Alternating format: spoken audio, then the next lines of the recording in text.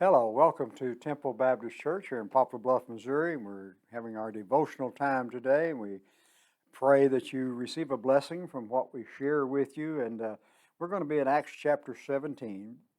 I want to encourage you to read verses 16 through 31. And, we may come back to some of those verses, but I want to read verse 27 to you.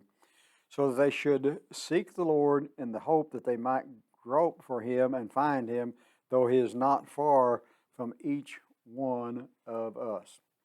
Now, I don't know how many is in my audience today that has had children as they were growing up, young children. You ever been in a car with a child and you're heading somewhere, they are going to like you. They're going to say at some point, how much longer, how much further.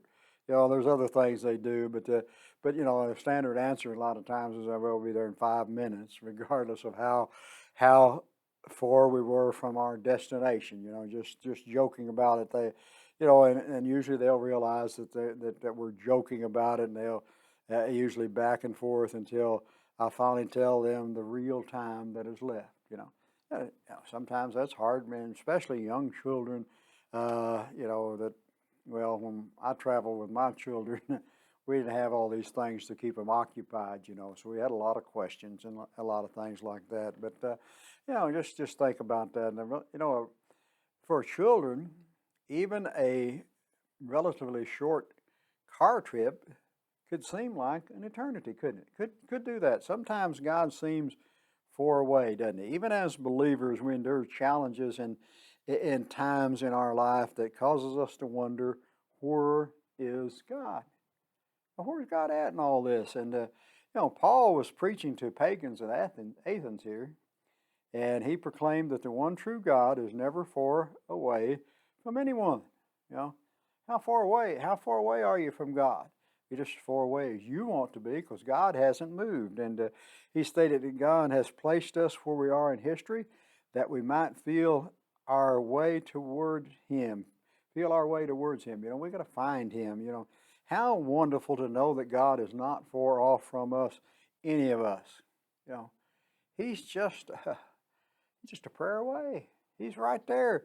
His desire is that we seek him. If we find ourselves far away from God, it's not his fault.